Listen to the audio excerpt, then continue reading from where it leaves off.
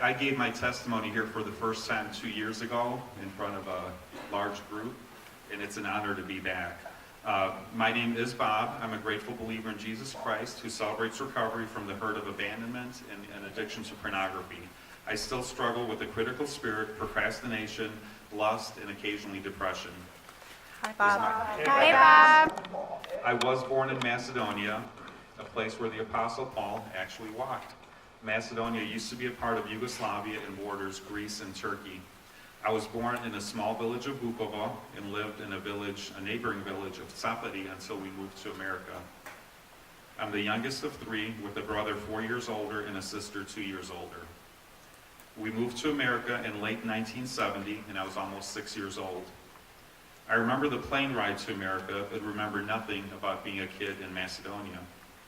I had plenty of cousins, friends, aunts, and uncles in the village, so I know that I had plenty to do, and I'm told I was a spirited child.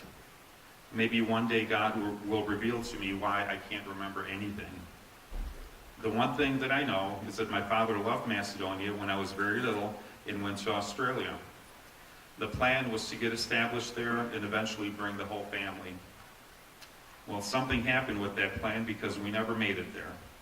The first time I remember seeing my father was in America almost 6 years after I was born. I didn't know who he was, and I had to be bribed with candy to have anything to do with him. For a few years after we moved to America, life was good. My dad got a good job at Inland Steel. Back then, jobs were plentiful. You could just walk in and get it. And my mom had a job cleaning a bank. Several aunts and uncles came to America about the same time, and we all lived within a few block radius in the Glen Park area of Gary. But then something happened that would change our lives forever. We had a common garden with one of my uncles and his wife. One day there was a dispute in the garden, and my mom ended up going to the ER because of cuts, lacerations, and other injuries. I remember coming home from school and just knowing that she wasn't home. I didn't fully understand how bad it was. My mom said that my aunt attacked her when confronted with something that she didn't want to talk about. My aunt said it was an accident and that my mom fell on the shovel. Only God truly knows what happened, but my mom was in and out of the hospital for the next 12 years. She had to quit her job, and the medical bills put a big strain on us financially and otherwise.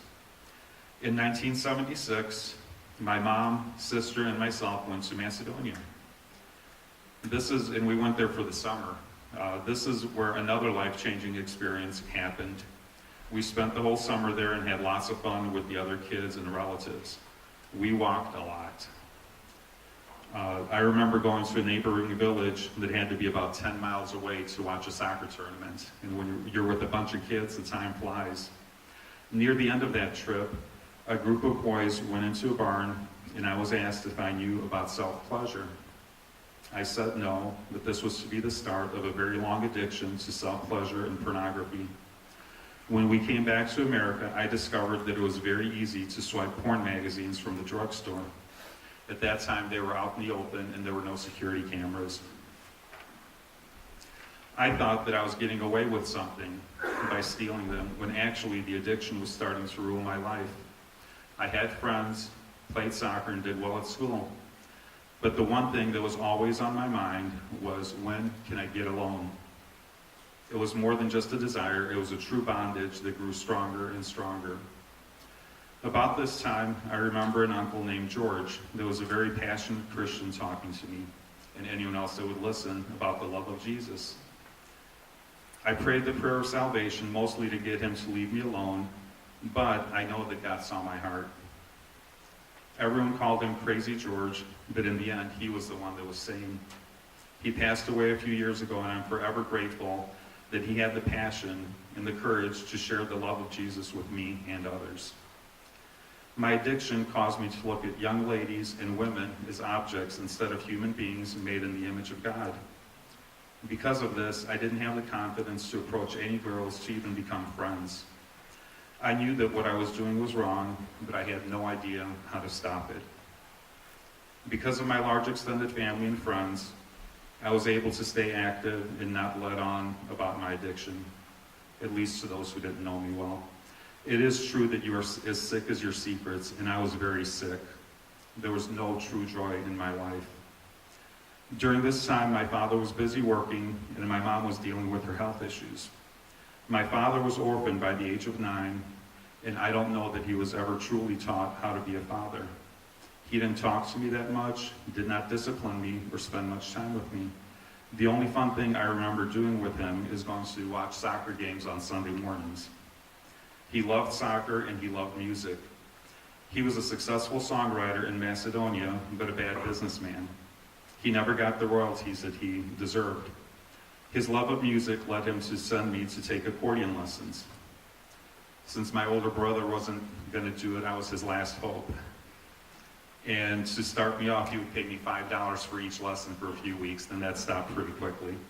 He spent $1,000 on a new accordion. That was a lot of money, and it still is. I still have the accordion and play it occasionally. It has brought a lot of joy over the years to me and my family.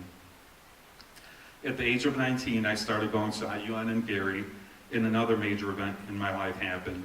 After many years of health issues, a short time on dialysis, and kidney issues, my mother passed away. She was the glue that held our family together, and now she was gone. At her visitation, I remember not wanting to sit down and take a break. I said, she never left my side, and I wasn't going to leave hers. Well, life kept happening, and I did not know how to deal with it. This is when I really started asking myself questions about eternity, heaven, and hell. A few months later, I was watching the 700 Club and prayed the prayer of salvation, actually knowing and meaning what I was saying. Now some more great news. Something I found out later is that the same Uncle George who told me about Jesus had prayed with my mother on her deathbed. She forgave my aunt for what happened and accepted Jesus as her Savior. Amen. I can't wait to see her in heaven. As long as you are living and have breath, it is not too late to accept the precious gift of salvation that Jesus died to give us. Now I'm a young adult going to college and working a couple of jobs. 2 years after my mother died, my father remarried. He went back to Macedonia and found a wife with a teenage child. His new wife was very insecure from the beginning and insisted on being called mom. I really didn't want to do this because she was not my mom. I moved out about a year later after they married. I lived in a little apartment in Maryville for a few years. That apartment was a very lonely, dark place. The one thing that I did bring with me was my addiction to pornography, and the bondage was stronger than ever. I think the low point of my life was after watching a porn video and being convicted that what I was doing was wrong, which happened every time. I threw the video into the dumpster behind the apartment and told myself that I was done with it. A few hours later, I found myself going into the dumpster and retrieving that video. My life was truly out of control. After acting out, I would always feel guilty, dirty, and ashamed. But I kept going back to it. I still did not know how to stop. I graduated college, worked several jobs, and eventually moved to Valparaiso. Now I'm in my mid-20s, waiting tables, and still pretty miserable. A friend invited me to go to a church in Valpo, so I went a few times and really liked it. This was a time for a major breakthrough in my life. I knew that I could not defeat the stronghold that the pornography had on me by myself. I'd been trying for years. I went to the pastor and talked to him about my problem. He didn't judge me, but helped me. I did not know if I could ever share this with anyone, but had to do something. He prayed with me. I renounced the power of pornography, and I was finally free of its hold on my life. I work in Valparaiso, and the time that it happened, I was living in an apartment on Sturdy Road, and I drive past that all the time to work and from work. And this was about 27 years ago, and I just thought of a song that Stephen Curtis Chapman wrote called Remember Your Chains.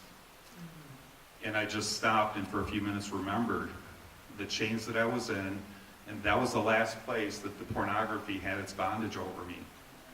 After he prayed with me, he gave me some cassettes, some counseling. God broke that in my life. And the song goes on to say, remember your chains, but as a believer, remember that your chains are gone. Amen. And that was an awesome reflection for me. Principle 4 of CR states, openly examine and confess my faults to myself, to God, and to someone I trust. I had been missing the someone I trust. I always confess them to God and to myself. What that did for me was create an accountability and support that I did not have before. God wanted me to share my habit with another believer. We do truly get better together. Life was not meant to be lived alone. I also learned that it was not just a mental or spiritual problem. There are physical signals in your body that make it very desirable, just like with drugs and alcohol. That's another reason why it was so hard to stop. Is it any wonder that I struggled with depression for so long and that I couldn't laugh? There had been very little true joy in my life, but the power of God is greater than any sin. This also explains my critical spirit. While trying to cover up the mess that my life was, I tried to find fault in others. I thought this would take the focus off of me. One great piece of advice that my father gave me was in Macedonian, "Poulisigou patout," which means keep your eyes on the path in front of you. Another way we say it in CR is keep your eyes on your own paper. In 1995, we were in a deer accident while driving my '84 Buick Skyhawk. We were northbound on Highway 49 near Highway 6, and a deer was crossing the highway. I slowed down as we approached, and then the deer made a run for it. It tried to leap over the car, but didn't make it. It landed flush on the hood, its face a few inches away from my wife's. The hind legs kicked out my driver's side window and shattered it to pieces. The deer bounced off the hood and fell dead on the side of the road. Just before impact, we both just yelled, "Jesus." There was nothing else we could do. I held onto the steering wheel for dear life at impact. There was shattered glass on the driver's side floor in the cup holder, and I was sitting on glass. But there were no scratches or cuts on my face or on my head. I can't wait to get to heaven and see the instant replay of the angel's wing protecting me from the shattered glass and protecting us. God truly still had a plan for our lives and my life. I think I did pretty well with our 3 boys as long as they were little. At church and men's meetings, I was being told what to do as a father, but without a role model, it was very hard for me. My wife and I had our share of disagreements about everything, and usually the boys saw it. I know that I really did the best I could with what I knew at that time. Even though God had delivered me from my pornography addiction, I was still dealing with depression, lust, and codependency. I did everything I could to keep peace in the home. I thought that not fighting or having open disagreements was the way to live. My wife, on the other hand, was raised in the complete opposite atmosphere. God does have opposites attract. Yelling at each other was normal. This phase of my life was much better than before, but the peace was fleeting, and I was trying to do this on my own strength. I learned a lot from the men's meetings and marriage classes at our church and did my best to apply it. The one thing that my wife and I held on to during all of the trials was our faith and hope in God. Divorce was not an option. We did have very different upbringings and did not see eye to eye on most things, but we always turned back to what the Bible said. That was the one constant in our marriage. About 5 years ago, my wife was introduced to CR by her father. After just a few months, I could tell that she was very serious about this, and I also started seeing positive changes in her. I thought that finally she's going to get her stuff together. That's what I've been waiting for. Little did I know that God was also wanting to do a work in my life. She invited me to visit and check things out. Initially, I was reluctant, but did go and quickly found out that I had hurts, habits, and hang-ups in my life that I had not been dealing with. But I was not alone. I learned that all of us have hurts, habits, and hang-ups. The first step to recovery is we admitted we were powerless over our addictions and compulsive behaviors, that our lives had become unmanageable. The hurt of being abandoned by my father at several points in my life was brought to the surface. The habits and hang-up of being overly critical, lust, and depression were also brought to the surface.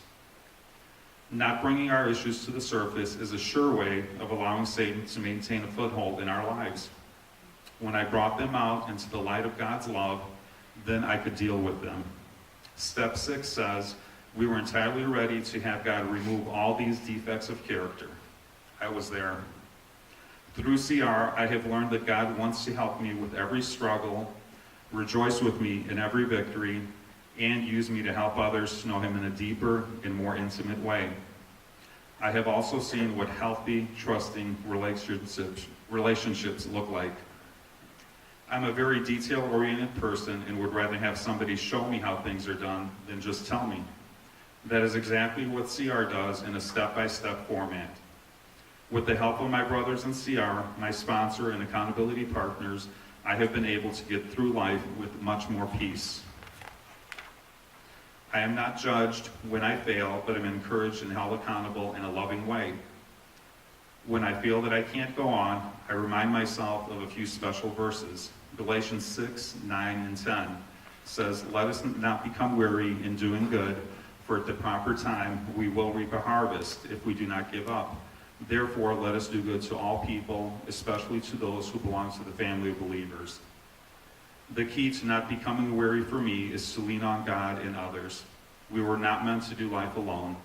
CR has been anything but a quick fix in my life. The mess that I was in when I started coming did not happen overnight, and the healing process won't happen overnight either. But I am on my way, and with God's help, will continue to grow and be used by him to help others. Principle 8 states, yield myself to God to be used to bring this good news to others, both by my example and by my words. I mentioned at the beginning how I celebrate victory over the hurt of abandonment. This did not happen quickly at all. While in CR, I have seen my father in a different light. As I did the best I could with my children, he did the best that he could with me, my brother, and sister. He was in the hospital again, and I wasn't going to miss this opportunity. I told him that I loved him and how thankful I was for everything that he did for me. This wasn't a time to bring up why he went to Australia, why he didn't come back. God said, just leave that in his hands. We both got teary-eyed, and I know that God did a healing in both of our hearts that day. A few months later, my father died. Just before he died, my entire family had a chance to visit with him, tell him how much we loved him, and just spend time talking about his life. It was a peaceful time, in a time when he was honored by all of us. My children got to see firsthand how to honor your parents, even if everything wasn't great up to that point. The things of the past, like I said, didn't matter. It didn't matter that he wasn't courageous enough to stand up to his wife and allow us to visit. What mattered at that moment was to show him unconditional love and to thank him for the things that he did do. Each of my children got to give him a hug and kiss and tell him that they loved him. We all got to harvest his huge garden. We must have had over 30 big boxes of peppers and tomatoes. He tended his garden with love, and it was his pride and joy. He sat out on his patio while we picked everything. What a wonderful final memory. There have been many challenges at work and at home, but as long as I stay close to God and to my CR brothers, I'm able to get through. Each time I make it through another challenge, I see that God will not give me more than I can handle, and that he is always going to show me a way of escape. The times, and there have been some, when I isolate and have a pity party or start focusing on the things of this world, I really struggle. But thank God those times are getting further apart. There's nothing to compare to the joy of serving God and allowing him to use me to encourage and bless others. In summary, God has taken me out of the dumpster of life, cleaned me up, and is using me to bring his good news to others. I have a loving, dedicated, gorgeous wife, 3 loving sons, a bunch of little friends in the preschool class that I help teach weekly at our church, many brothers and sisters in Christ, good friends and family that love me and care about me. Most of all, I'm amazed at the depth of God's love for me. I am truly blessed. The other thing that I thought of as I passed that apartment was when I moved in there, I had to go knocking on doors to have somebody help me bring a couch in. I think there was an 80-year-old man who came and helped me. And now I am so blessed with all the friends that I have. It's just overwhelming. There are several adopted children at our church. God chose to adopt me in the same way. I know that I'm a child of God and that He loves me and always will. John 1:11 says, "But to all who received Him, He gave the right to become children of God." All they needed to do was to trust Him to save them. If you are new to CR or haven't really made a commitment to it, please do it. You won't regret it. Show up every week, especially if you don't feel like it. Those are the weeks that you need it the most, or the weeks when the weather is bad like it is tonight. If you're committed to it, come. Be totally honest with yourself, with God, and someone you can trust as you go through the program. If you work the steps diligently, you will start seeing changes and growth. Your situation may even get more challenging, but God will be changing you in how you handle life.